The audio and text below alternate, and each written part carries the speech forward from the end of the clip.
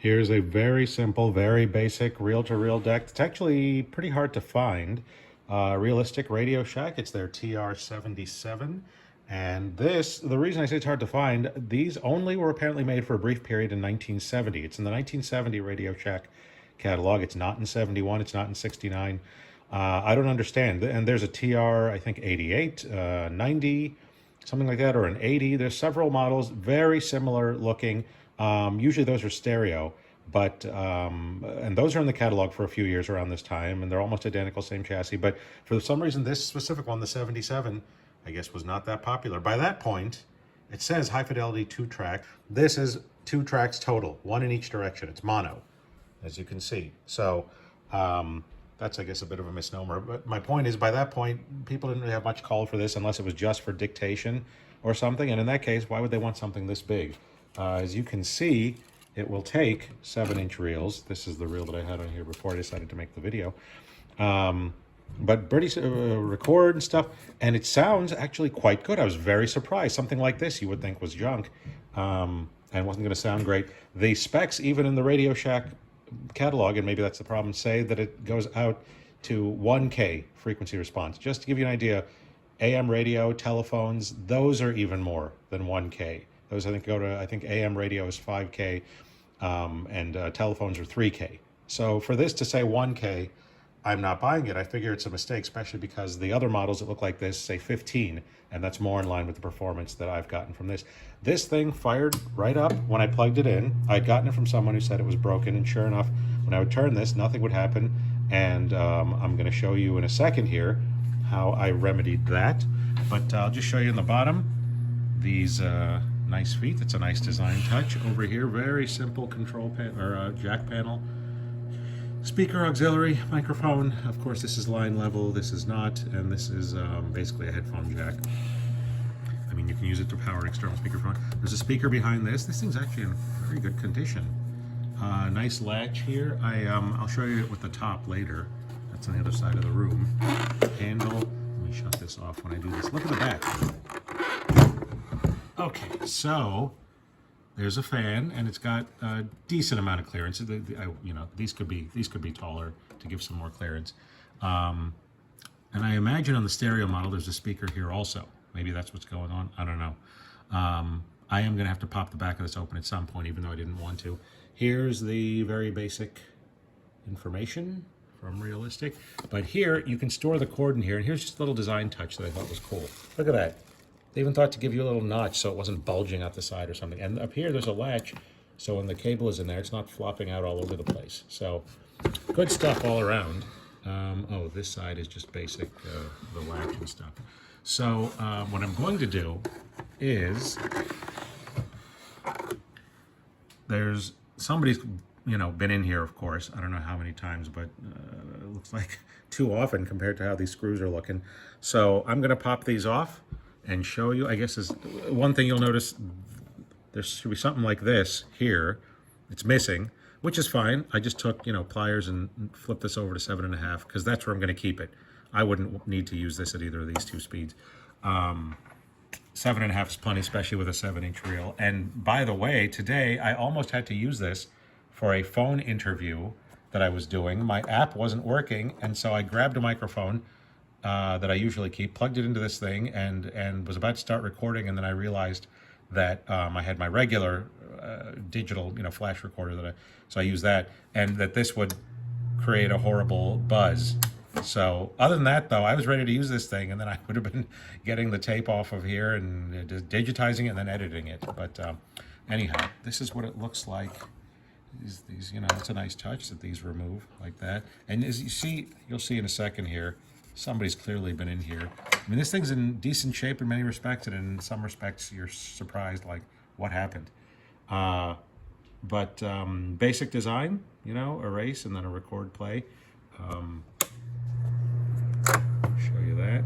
So, pretty basic design. I cleaned this up a decent amount. Probably use another cleaning now. And I'll give you a close-up of these.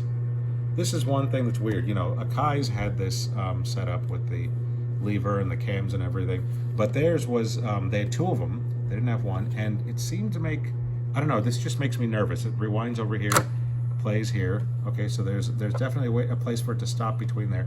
But then to go to fast forward, there's another spot which they're calling pause, because you don't want to go right from play to fast forward. That would have been bad. So, I mean, it's a decent design, but it just seems awkward to me. I don't know. Call me crazy. Probably because I grew up with Kai 4000s, so that's still stuck in my mind. And then TX, which had solenoid buttons. Okay, enough of that. Let's disassemble. These are the innards. If you've seen my video on the woolen sack, this thing is far less complex than that. I believe this was made by Hitachi. Over here, you know, pretty straightforward stuff over here. But the mechanicals, I mean, even more straightforward. And when I got this unit, I opened it up thinking there was going to be a belt. There's no belt. There's this idler wheel. I thought, well, the idler wheel's probably shot. There is a belt right there on that spindle. I don't know if you can see that. And I can't see if there's one under here, but I believe there must be, because when I put it into rewind, the counter goes. When I put it into play, nothing. So there's got to be a drive belt from one of these things to, oh, can you see that? Can you see there's a groove for it underneath this? So there must be a belt that goes from that to somewhere under this. Maybe I'll pop the back open and do that at some point, but not today. Anyhow, what I was gonna say was, when I got this, I thought there was not gonna be a belt, but these were not connecting. I thought, oh great, this is shot, or there's a spring under here that needs some grease or something. So I just like tapped one of these. I don't even remember which one because it was completely absent-minded. They joined together, they work perfectly. So this thing had just gotten ajar somehow at some point over the last 51 years at the point that I'd gotten it. Here's the faceplate, having been removed. I mean, nothing that exciting, but look at the back. Oh, it looks like a face, doesn't it? But look at the back. Wow. Somebody has been in here at some point. I'm guessing that's what happened. I mean, there's a lot of these. I don't know what's going on. But you will notice these correspond to these rubber rollers, I guess, to isolate vibrations. So that was a pretty good touch. Anyway, let's see what happens once we fire this thing up. Okay, a couple things since the last installment of this, which you saw a second ago. I've decided I am not going to pop it open and from the back and try and mess with this. And so I got a life to get back to. But you hear that buzz we've been hearing? I realized, and I can't do it now because I'm holding the camera, if you put this upright, the buzz mostly goes away. And I'm sure if I open from the back, I could maybe remedy it even further with this.